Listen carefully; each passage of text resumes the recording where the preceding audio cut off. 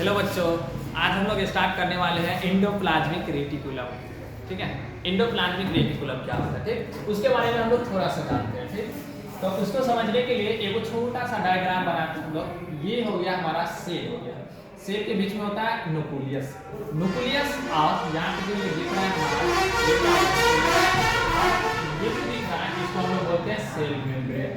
Cell membrane बोलते हैं। ठीक है, तो यहाँ पे न्यूक्लियस और सेल मेम्ब्रेन के बीच में जो जगह होता है उस जगह को बोलते हैं साइटोप्लाज्म।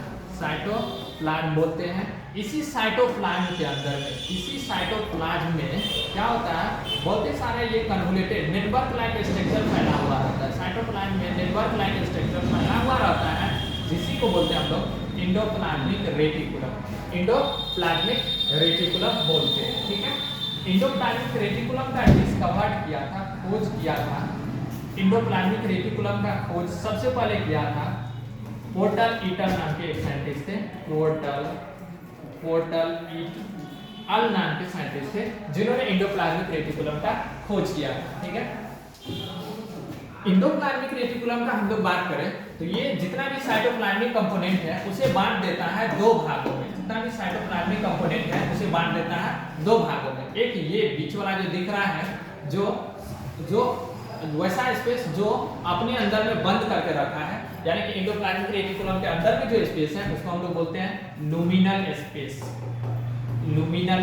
और जो एंडोप्लाज्मिक रेटिकुलम के बाहर वाला है उसको हम लोग बोलते हैं extra लुमिनल।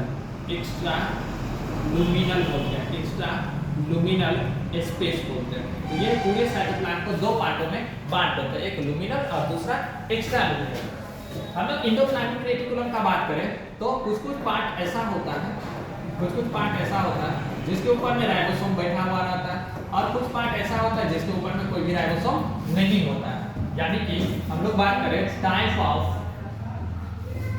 Of endoplasmic reticulum.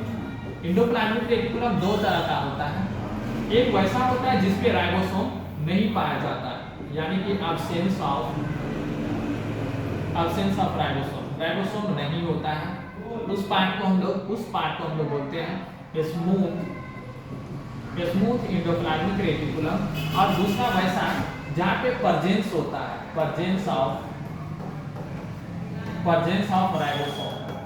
Ribosome जहाँ पे प्रेजेंट रहता है उसको हम लोग बोलते हैं रफ एंडोप्लाज्मिक रेटिकुलम। ठीक है, एंडोप्लाज्मिक रेटिकुलम दो तरह का होता है, एक होता है स्मूथ एंडोप्लाज्मिक रेटिकुलम और एक होता है रफ एंडोप्लाज्मिक रेटिकुलम।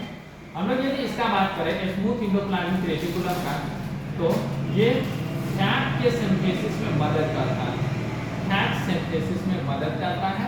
और ये जो है हमारा, ये प्रोटीन सिंथेसिस में मदद करता है, प्रोटीन सिंथेसिस में मदद करता है। ये दो तरह का एंडोप्लाज्मिक रेटिकुलम होता है। ठीक है, इसके बाद हम लोग बात करें तो एंडोप्लाज्मिक रेटिकुलम का फंक्शंस, क्या क्या काम होगा।